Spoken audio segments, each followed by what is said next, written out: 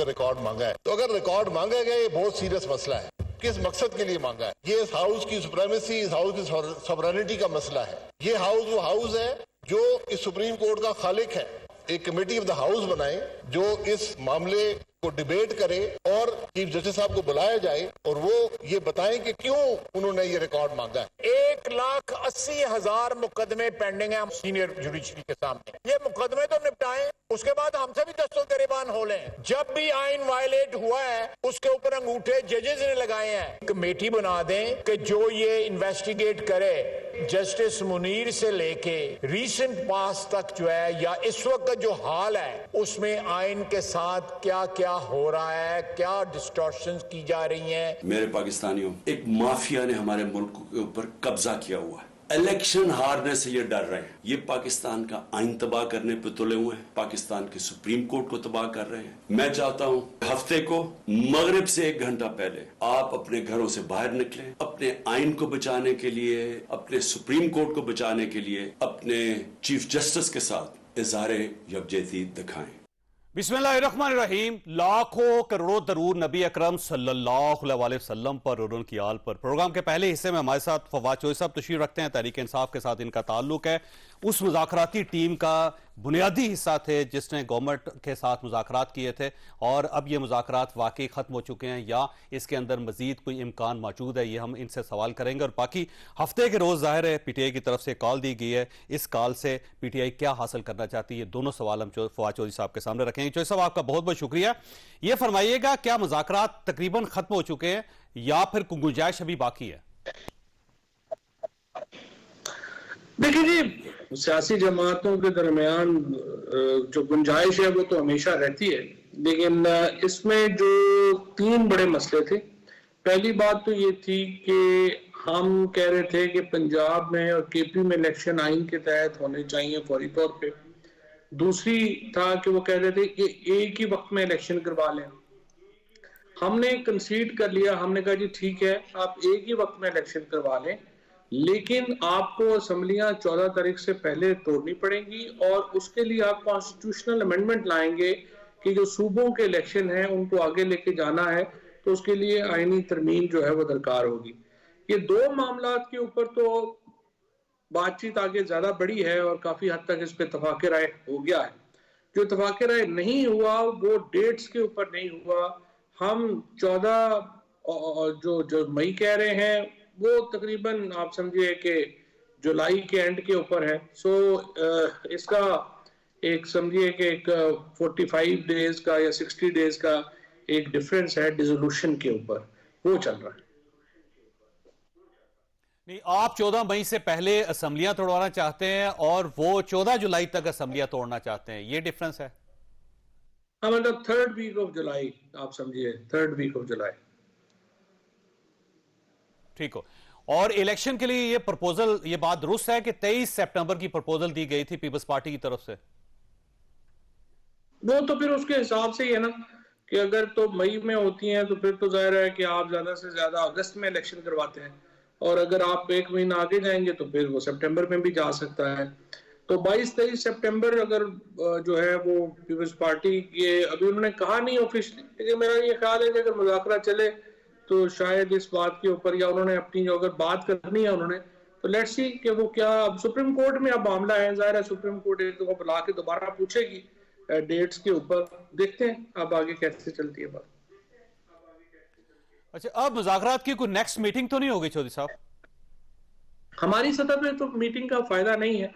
उसकी वजह यह है कि हमने तो जो लीडरशिप से बात कर ली है और वो अपनी अपनी जो बात है वो बता दी है। उनकी तरफ से जाहिर है कि वो 12-13 पार्टीज हैं, उन्होंने अपनी एक लीडरशिप मीटिंग करके उसमें अगर वो डेट नीचे लाते हैं तो देखते हैं क्या। लेकिन अब सुप्रीम कोर्ट में हमने सारी रिपोर्ट अपनी जमा करवा दी है, तो मेरा ख्याल यही होगा कि सुप्रीम कोर्ट अब ये बेहतर फोरम है जो कि इसके ऊपर बात करने पे आ जाए।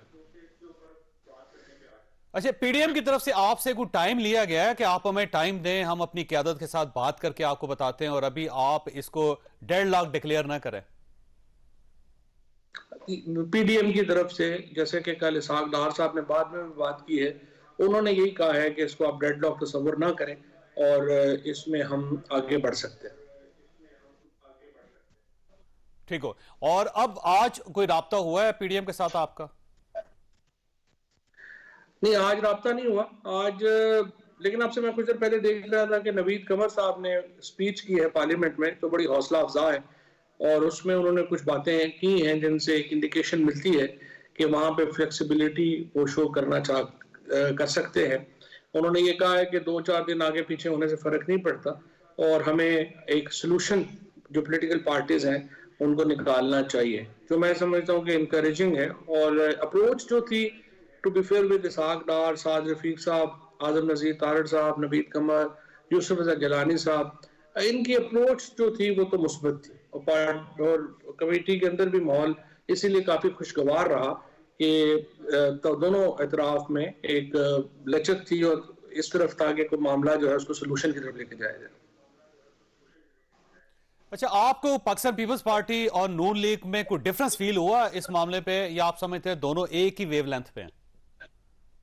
फर्क सिर्फ ये है कि नून लीग के अंदर जैसे ख्वाजा आसफ ने बयान दिए, जावेद लतीफ ने बयान दिए, जो बयानात पीटीआई के खिलाफ नहीं है, जो इस वक्त जो स्टेटमेंट्स हैं वो इसहाक डार को, साद रफीक को, आजम नजीर को अंडरमाइन करने के लिए वो बयानात दे रहे हैं। और दूसरी बात जो अभी क्लियर नहीं है, जो मैंने पूछी भी है, वो ये है कि क्या एस्टैब्लिशमेंट इन मुज़ाकरात के पीछे पीडीएम की हुकूमत को सपोर्ट कर रही है या नहीं कर रही है, या उनका नुक्ता नज़र इसके ऊपर क्या है। क्योंकि हमारे साथ कोई राब्ता नहीं है इसलिए हमें नहीं पता, लेकिन मेरे ख्याल में वो भी एक बड़े प्लेयर है पाकिस्तान की पावर पॉलिटिक्स में, उनके ख्यालात का हमें नहीं पता। अच्छा, ये फरमाइए, आपकी तरफ से ये ऑफर की गई थी हमें कौमी असम्बली में वापसी की गुंजाइश दी जाए, क्या क्या वापस आ सके, इससे आईनी तरमीम हो सके, तो आप सिर्फ वन टाइम आना चाहते हैं या आप बाकायदा वहां पे रहना चाहते हैं और वहां पे अपोजिशन लीडर अपना डिक्लेयर करना चाहते हैं? देखिए, पहली बात तो यह है कि हमने कौमी असम्बली से इस्तीफे दिए थे, इज्तिमाई इस्तीफे दिए थे, कलेक्टिव रेजिग्नेशन दिए थे, और आर्टिकल 17 के तहत पार्टी ने यह फैसला किया था कि रेजिग्नेशन होंगे। इस्लामाबाद हाई कोर्ट ने, जैसे अतर मिनल्ला साहब ने कहा कि नहीं जी, ये इज्तिमाई इस्तीफे नहीं हो सकते, ये इंडिविजुअल इस्तीफे होंगे। अब इंडिविजुअल इस्तीफों में तो जो हमारा पर्पस था कि आप 170 सीटों के ऊपर इलेक्शन हो, 127 सीटों के ऊपर इलेक्शन हो, 135 सीटों पर इलेक्शन हो, वो पर्पस जो है वो खत्म हो गया। जब वो पर्पस खत्म हो गया तो हमने कहा अगर आप आपको आवाज आ रही है, और हमने ये उन्हें कहा कि अगर आर्टिकल 17 के तहत इस्तीफे नहीं दिए जा सकते और आर्टिकल ये इंडिविजुअल राइट है, तो फिर आप हमें वापस कर दें, फिर तो जाहिर है कि हमारा पर्पस ही वो नहीं है। तो उसके ऊपर जो है वो सस्पेंड हुए हैं हमारे नोटिफिकेशन इलेक्शन कमीशन के। मेरे ख्याल में ये अब हमारा केस बड़ा स्ट्रांग है और अदालत जो है ये इसके ऊपर, जाहिर है क्योंकि अदालत ने खुद ही ये डिफरेंस क्रिएट किया है, तो court will have to now allow us to इसको वापस लेने। तो आपकी कौमी असम्बली में वापसी का इशू डिस्कस हुआ है मुज़ाकरात के दरमियान? वापसी पे इशू जो है वो डिस्कस हुआ है, डायरेक्टली नहीं हुआ, इनडायरेक्टली हुआ है। हमने ये कहा है कि जी देखिए, अगर आप ये सूबों के इलेक्शन आगे लेके जाते हैं, इसको आईनी तरमीम आपको लानी पड़ेगी, क्योंकि अगर आप आईनी तरमीम नहीं लाते तो मौजूदा कैबिनेट और इलेक्शन कमीशन और तमाम वो लोग जिन्होंने इलेक्शन में रुकावट डाली है वो आर्टिकल 6 को हिट करते हैं, और अगर आप इनके खिलाफ कार्रवाई नहीं करते तो फिर इसका मतलब यह है कि पाकिस्तान में कोई भी आइंदा आने वाली हुकूमत इलेक्शन नहीं कराएगी और एक बहुत बुरी रवायत जो है वो कायम हो जाएगी, जिसके ऊपर काफी हद तक एक कंसेंसस है कि कॉन्स्टिट्यूशनल अमेंडमेंट आनी चाहिए। लेकिन इसके लिए तो सुप्रीम कोर्ट काफी है जी। सुप्रीम कोर्ट ऑफ पाकिस्तान ने खुद आपको तजवीज दी है कि आप मुज़ाकरात करें, और अगर आप ये डिक्लेयर कर देते हैं कि हमारे मुज़ाकरात कामयाब हो गए और हम एक दिन पे इलेक्शन करवाने के लिए तैयार हैं, सुप्रीम कोर्ट ऑफ पाकिस्तान का फैसला काफी होगा। उसके लिए आपका असेंबली में जाना जरूरी तो नहीं है?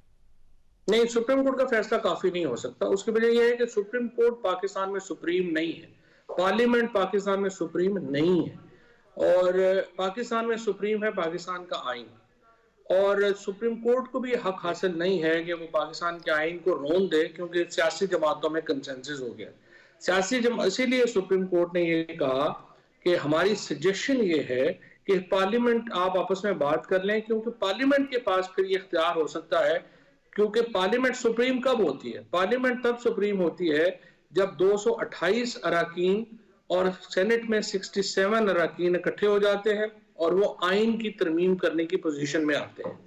इस वक्त उससे पहले आइन सुप्रीम रहता है। तो चूंकि सुप्रीम कोर्ट आइन से बालातर फैसला नहीं कर सकती, लेकिन पार्लियामेंट की ये तादाद जब हो जाती है तो फिर वो आइन को बदल सकती है। ठीक।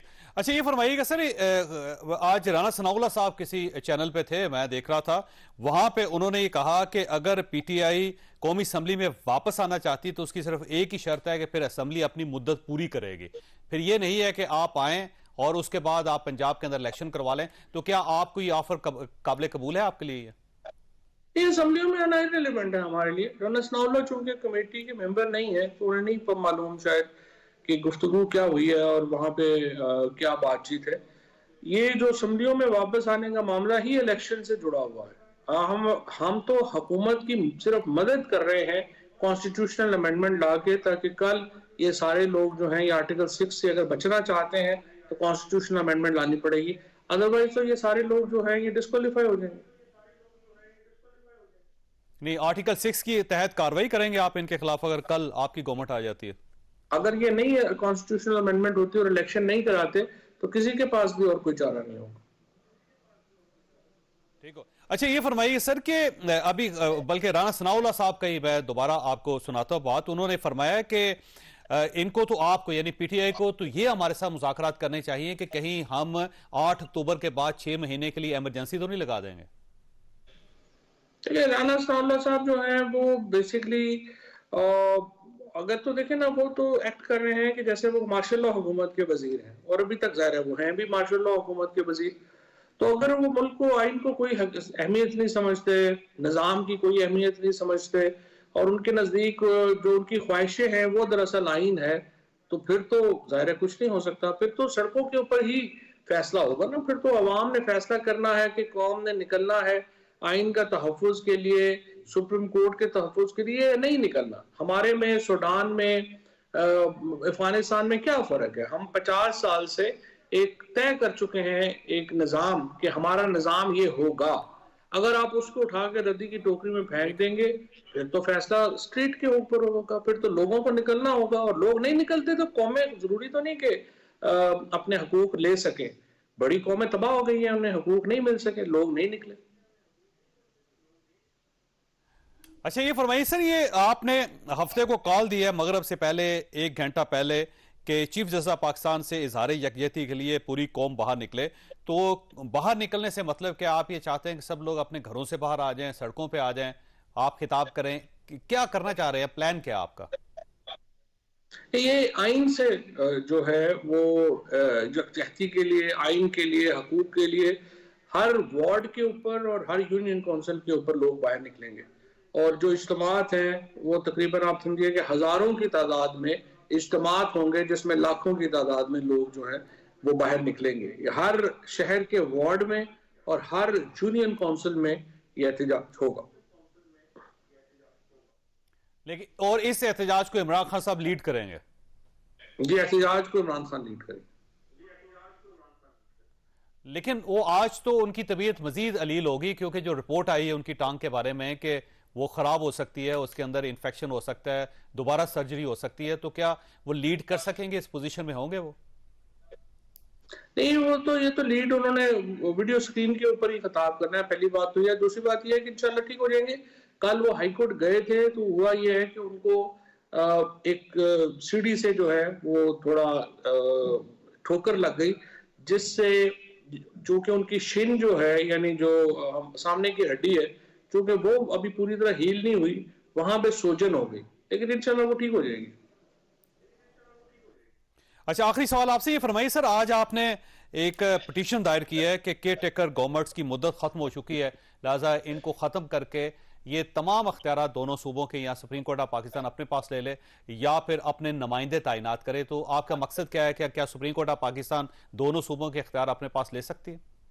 जावेद चौधरी, उसके अलावा कोई और सूरत नहीं है, क्योंकि देखिए हमारा आइन जो है वो 2 बुनियादों पे खड़ा है। पहली बात यह है कि sovereignty belongs to Allah almighty और दूसरा यह है कि चोजन रिप्रेजेंटेटिव और पीपल ऑफ पाकिस्तान जो है वो गवर्न करेंगे।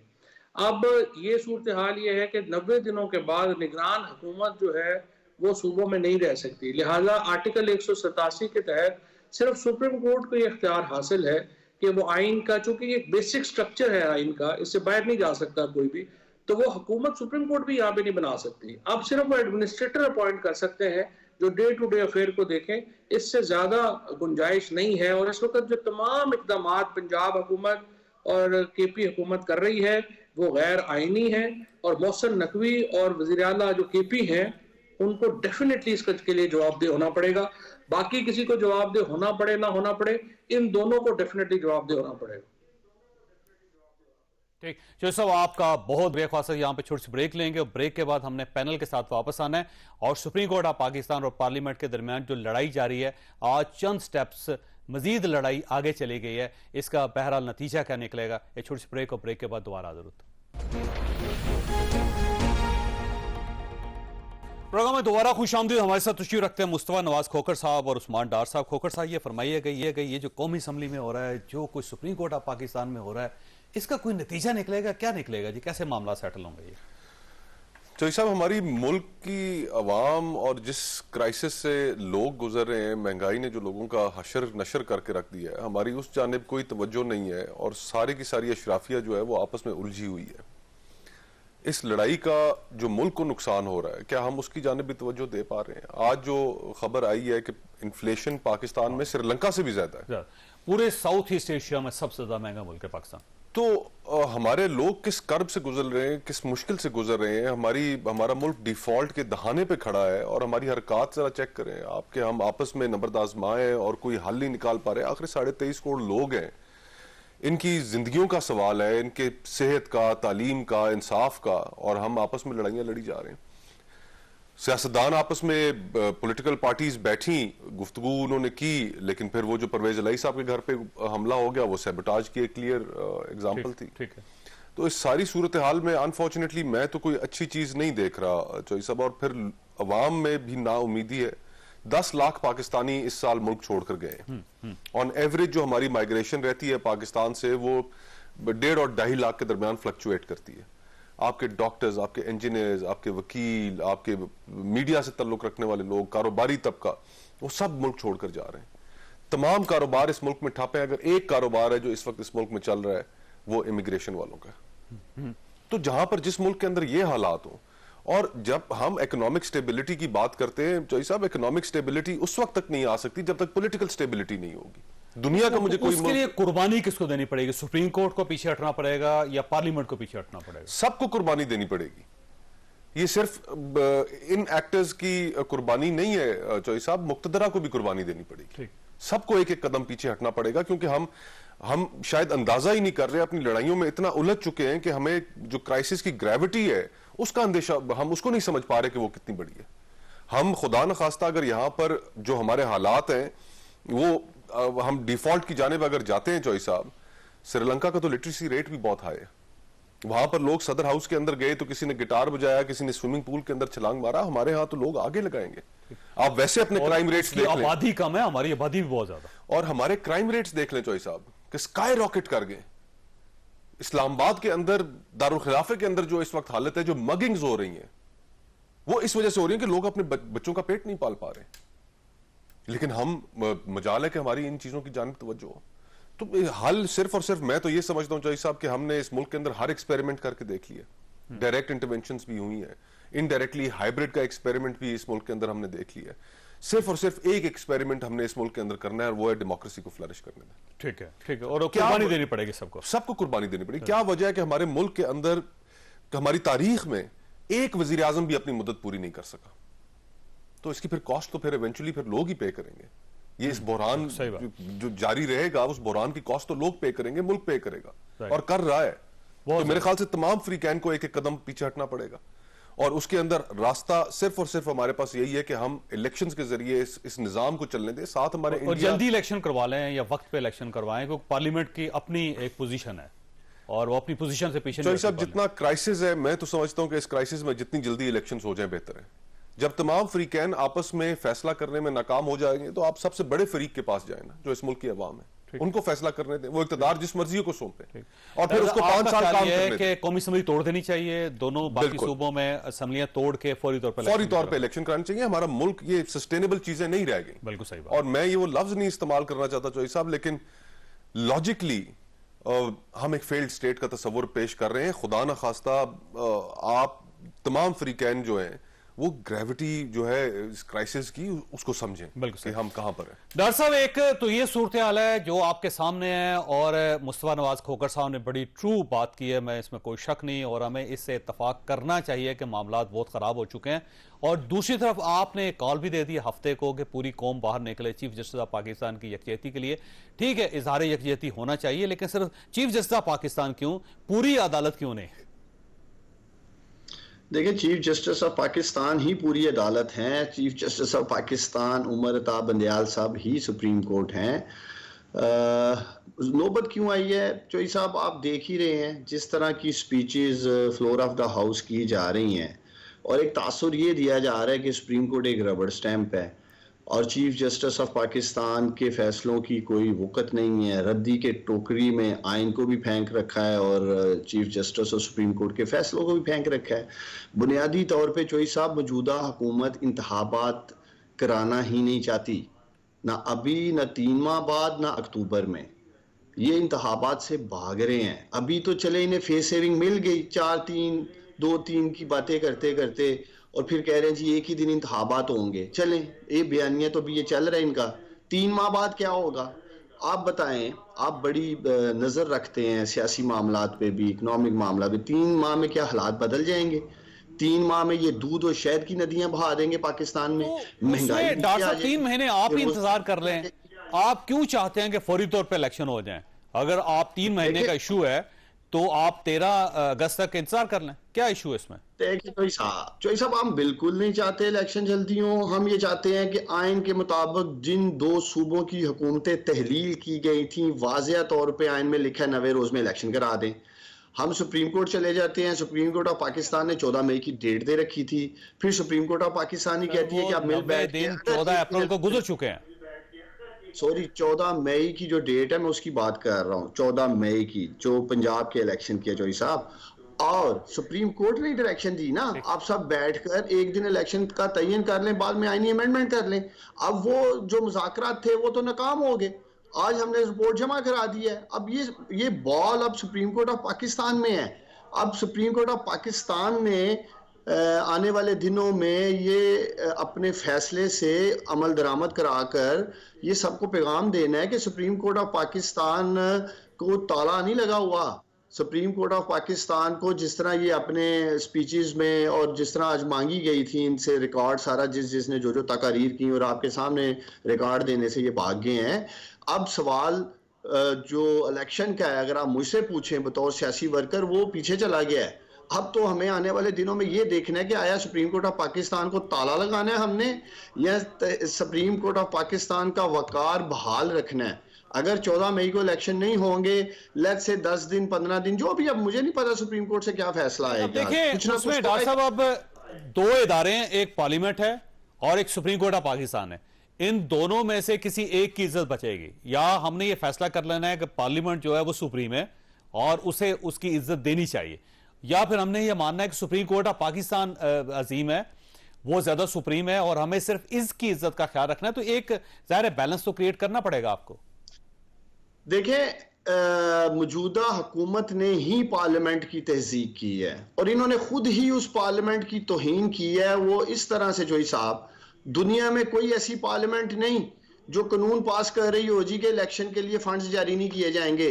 कोई भी जमात सियासी हुकूमत में आने के बाद जो बेंचमार्क इन्होंने सेट किया है, आने वाले वक्त में इसी तरह इलेक्शन कमीशन ऑफ पाकिस्तान पहली मरतबा नहीं हुआ सर। आपको बल्दियाती election Supreme Court of Pakistan कहती रही सर, उसके लिए आपने कौन से फंड जारी कर दिए थे अपने दौर में सर? वो इलेक्शन, वो भी इलेक्शन है। आप देख लें 3.5 साल आपने इलेक्शन नहीं होने दिए थे, वो भी इलेक्शन है। तो वो सारी गवर्नमेंट, सारे सियासतदान, अनफॉर्चुनेटली बिहेवियर सबका सेम होता है इस मुल्क में। चोई साहब पार्लियामेंट की बात की जा रही है। आगे कोई भी हुकूमत आएगी, जब आपके बाई इलेक्शंस आएंगे, जिमनी इंतखाबात आएंगे, जाए जी फंड कोई नहीं, कोई इलेक्शन नहीं होगा, कोई सिक्योरिटी नहीं है। ये बेंचमार्क सेट कर दिया गया है इस मुल्क में।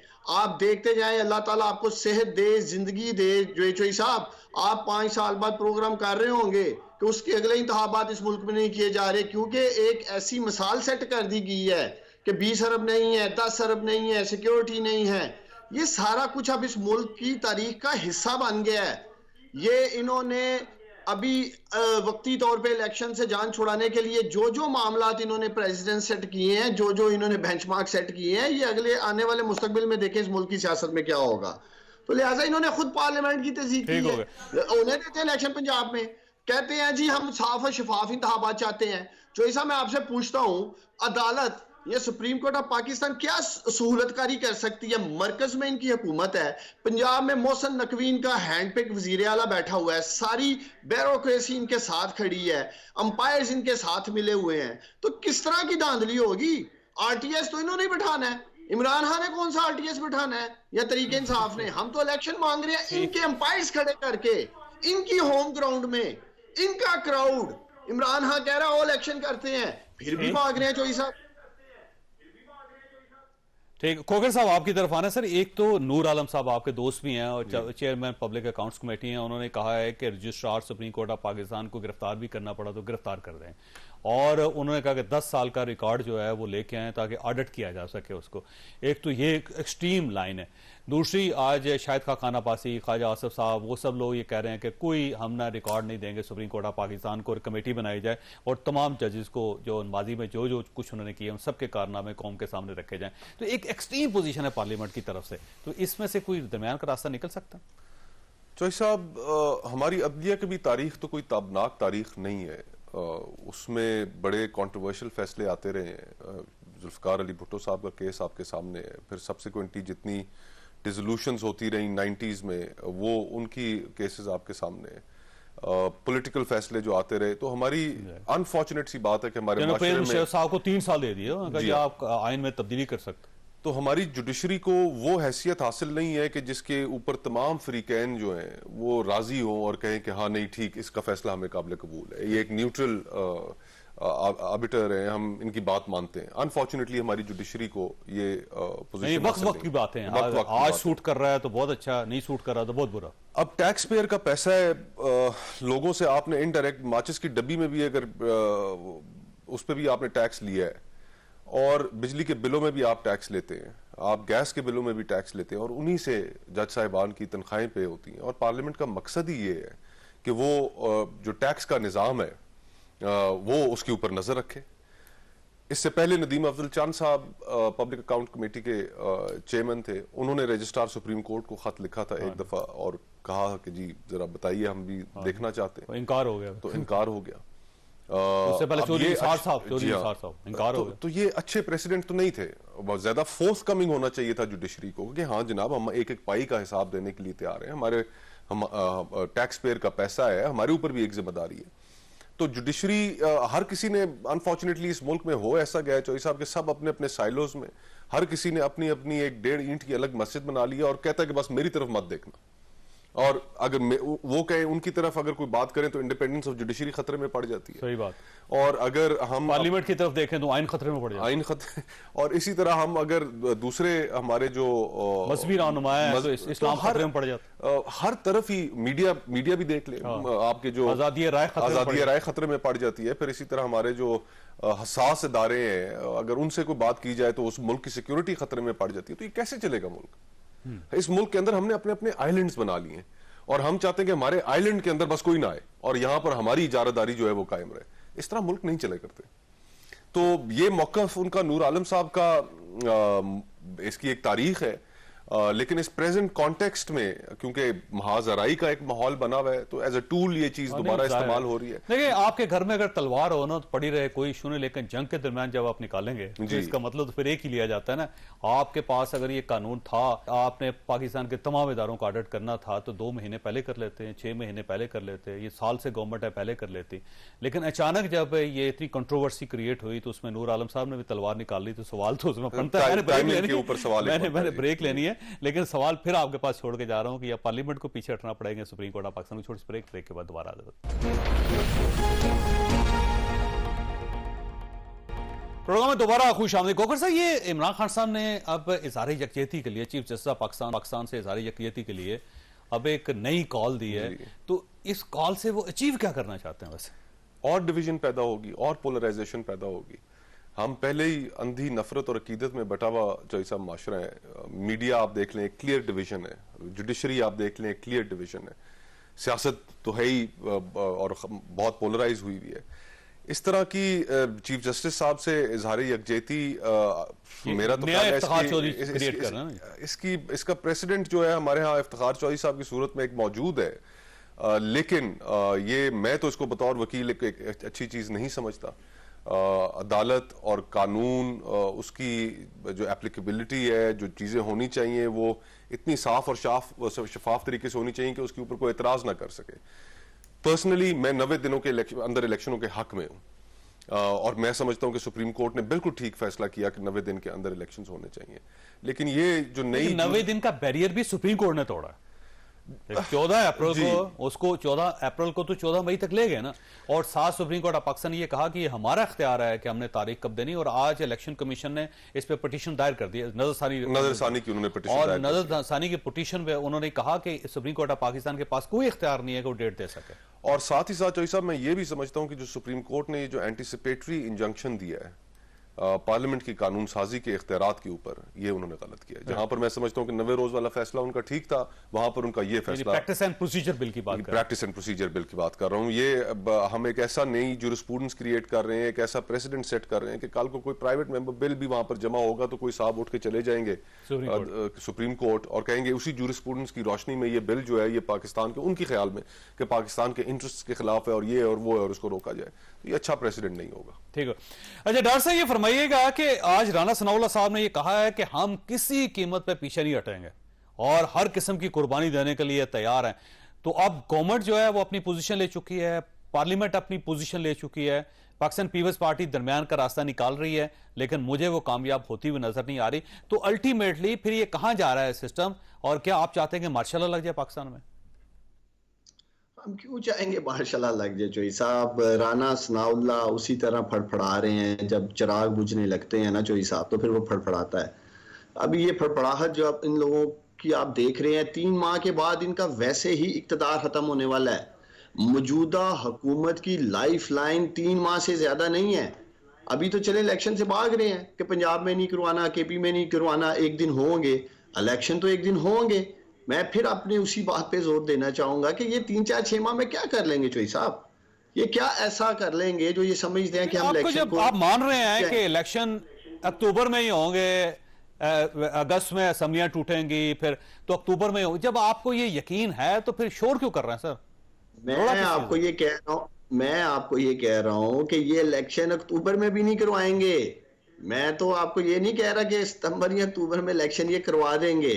ये देखें अगस्त में भी जाके इसी तरह का एक ड्रामा करेंगे, जॉइंट सेशन कॉल किया जाएगा, एमरजेंसी नाफज की जाएगी और नजरिया जरूरत के तहत पाकिस्तानियों 1 साल की एक्सटेंशन मांगी जाएगी और यही अवान एक्सटेंशन देगा इलेक्शन का ड्रामा। तब हम देखेंगे पीपल्स पार्टी की क्या पोजीशन होगी, जो आज कह रही है वक्त पे इलेक्शन होने चाहिए।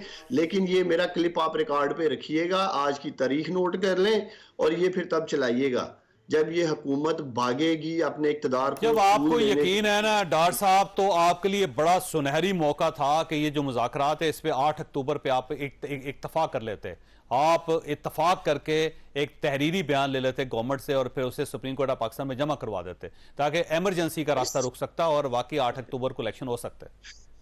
देखिए जोई साहब, एक तो जो भी बाइंडिंग्स होंगी वो सुप्रीम कोर्ट ऑफ पाकिस्तान एक लीगल बाइंडिंग की शक्ल में होंगी। इस हुकूमत के किसी कागज के टुकड़े पे या किसी एग्रीमेंट पे कोई एतबार नहीं है। जो खुद एक रजीम चेंज की शक्ल में आई है और आपके सामने 13-14 जमातों का टोला इस वक्त सिर्फ बुग़्ज़ इमरान खान में इकट्ठा है। आई मीन 14 जमातें मिलकर भी जो सब इलेक्शन में नहीं जाना चाहती। एक तो है चले नून लीग घबरा रही है या पीपल्स पार्टी घबरा रही है, 14 की 14 जमातें इलेक्शन से भाग रही है। आप खुद सोचें इमरान खान का या पीटीआई का कितना खौफ है, कितना असाब पे सवार है इन लोगों के इमरान खान कि इलेक्शन की तरफ नहीं जाना चाहते।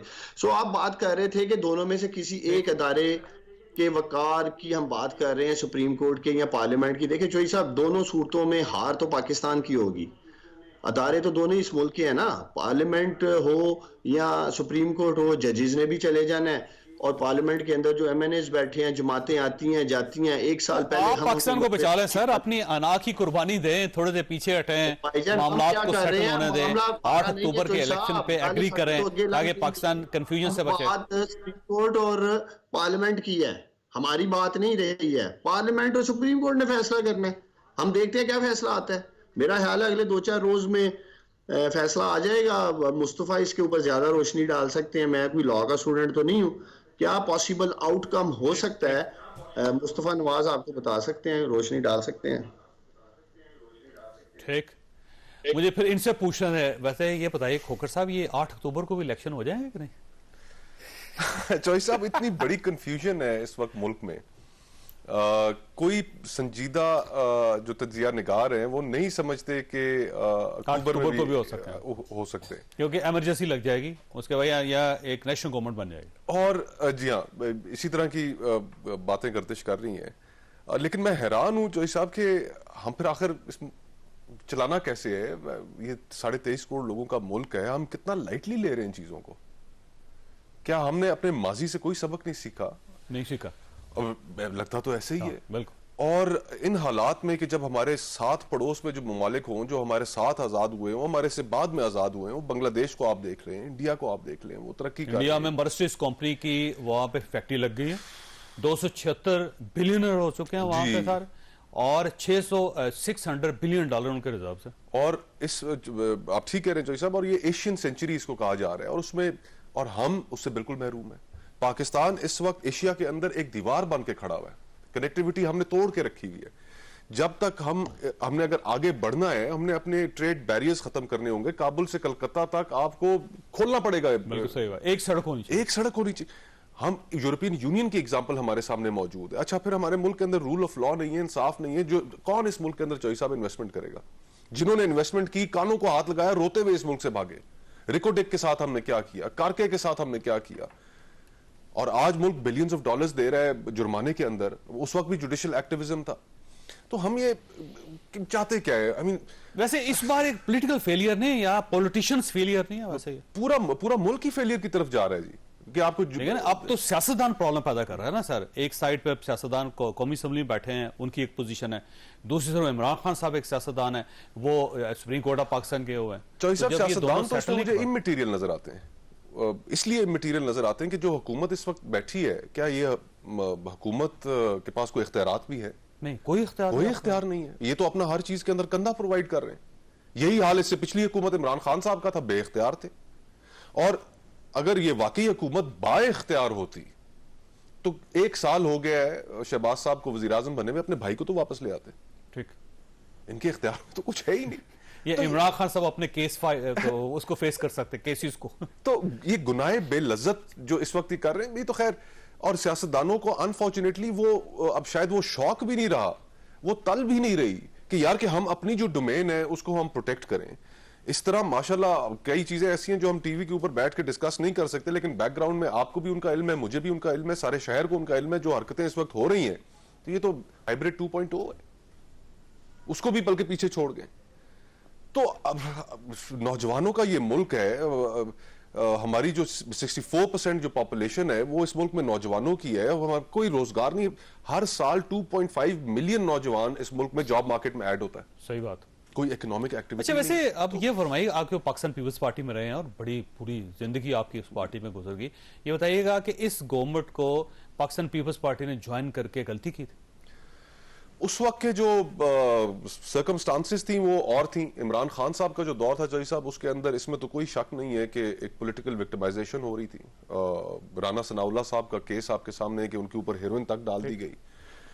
फिर जो मीडिया फ्रीडम्स का जो हाल था, जो कुछ सहाफियों के साथ हुआ इस्लामाबाद में, सरेआम उनको गोलियां भी मारी गई। जो मीडिया चैनल्स थे उनके ओनर्स को जेलों में डाला गया। तो ये सारी चीजें भी तो कोई जमहूरी दौर के अंदर इस तरह की नहीं होती हैं कि फिस्तायत के दौर के अंदर इस तरह की चीजें होती हैं। तो लोग एक जेन्युइनली अंदर से एक था यार कि जान छुड़ाएं। और फिर जिस तरह हमारे मुल्क के अंदर होता है, कुछ शख्सियात जो थी उनके इंटरेस्ट थे कि फिर इमरान खान साहब से जान छुड़ाई जाए, और फिर उस तरह हुआ। इवेंचुअली जो फैसला था मेरे ख्याल से हुकूमत ज्वाइन करने का, हुकूमत चलाने का, वो ठीक नहीं था। फॉरेन इलेक्शंस की जाने बढ़ जाना चाहिए था। और पहले से ये सोच भी थी, बिलावल साहब बरमला कई दफा इसका इजहार कर चुके थे, मियां नवाज शरीफ साहब की ये सोच थी। बिल्कुल ठीक। और अगर उस वक्त इलेक्शन में चले जाते तो मई में इलेक्शन हो जाता तो आज मामला सेटल हो मामलात भी सेटल हो जाते, और उस वक्त शायद जो अभी जो जमातें हुकूमत में, इनका जो प्राइमरी जो बेसिक खौफ है वो तो यही है ना कि अब इमरान खान साहब इलेक्शन जीत जाएंगे। उस वक्त 19-20 के मुकाबले होते, उस वक्त ये जीत जाते, वैसे अब नहीं जीत सकते। अब तो बहुत मुश्किल है जी। अब तो जो महंगाई ने जो लोगों का हाल कर दिया है चौधरी साहब, लोग माफ नहीं। वैसे आप ये मानते हैं कि अगर आज इलेक्शन हो जाए तो ये पीडीएम का इत्तेहाद हार जाएगा और इमरान खान बिल्कुल 100% हार जाएंगे जी। और इमरान खान जीत जाएंगे। और इसी खौफ की वजह से तो इलेक्शंस नहीं हो रहे। सिर्फ सियासतदानों को ही खौफ नहीं है, मुक्तदरा को भी ये है कि यार इमरान खान अगर वापस आ गया तो फिर न जाने के क्या होगा। तो ये वो फिर एक अनप्रेडिक्टेबिलिटी का एक ऐसा फैक्टर आ जाता है कि जिसको जब कोई अपनी थ्योरी के अंदर कोई फिगर इन नहीं कर सकता तो वो कहते हैं कि बस ठीक है इलेक्शन ही ना कराओ। तो मुझे एक छोटी सी ब्रेक लेने के बाद दोबारा आ